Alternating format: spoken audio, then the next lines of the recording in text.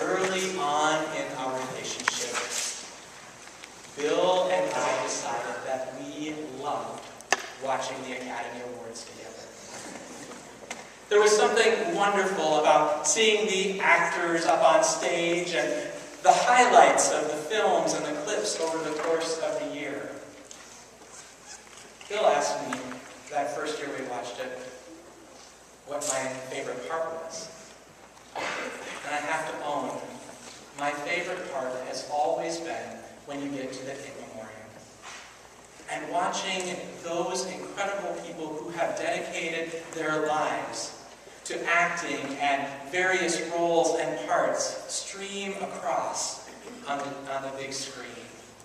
To see those short snippets of who they are and how they have impacted your life.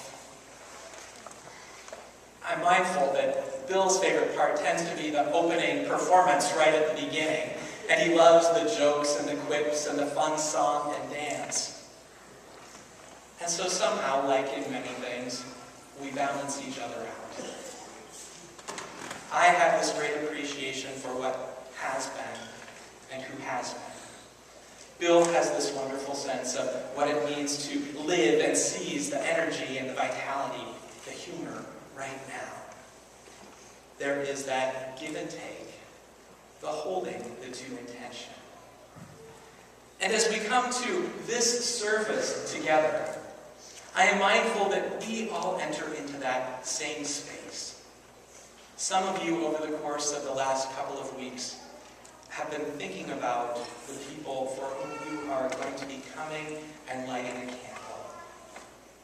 A spouse or partner, now since gone. A grandparent who taught you small things about the world or gave you a bigger sense of life. A parent gone too soon. A friend that you were able to walk with.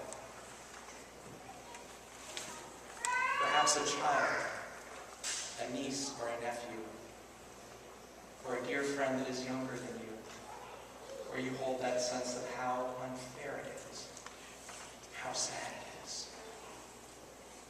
But many of you, like me, have been holding out that candle, longing for that chance to see that in memoriam, to plant your candle in the sand and say, we remember.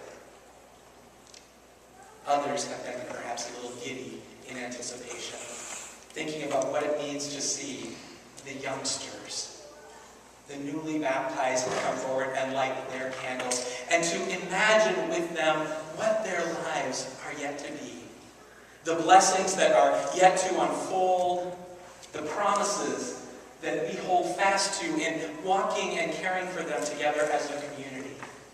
There's a sense of seizing the humor and the love and the energy that is present and saying, this is for us, for all of us. Yet I'm mindful that between this baptism, as we celebrate infant baptism in the Lutheran tradition primarily, and here at Calvary, and also between the in memoriam, the lighting of candles, there is a whole lot more. And as I lodge myself in this gospel text for today, I couldn't help but imagine Jesus saying, between birth and between death, look at these blessings for you, as well as these incredible challenges. Do you see, oh my faithful followers, what is here now? The people who are poor and in greatest need. Perhaps you're one of them. The people whose hearts are broken time and time again, whose tears flow so freely. There's blessing for them. To those who are hurt, defamed, reviled, hear words of blessing for you.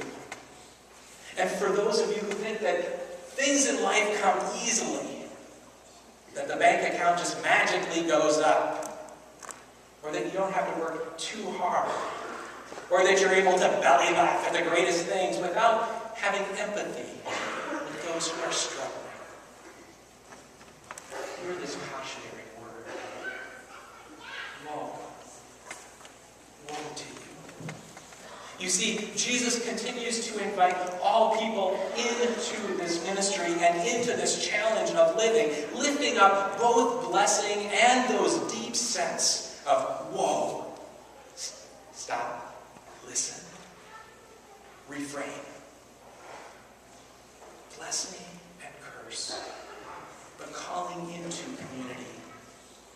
And then saying that in the midst of your living, from the cradle to the grave, are you willing to do a new thing and to live in a new way?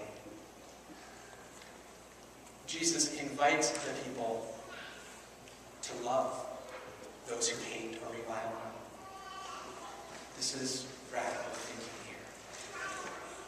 Saying that you don't just return hatred for hatred or build up walls to defend yourself, but rather you work to connect and be in relationship with one another. Jesus says if you are his disciples, you're going to pay attention. You're going to care and love those who hate you. That you in turn are going to bless those who have cursed you. Whether in big or small ways, you are going to find ways around and through that say we are going to be in community together, richly, deeply, and intimately. That for those who are poor, you are going to find ways to walk together. Jesus invites people to hear this new way.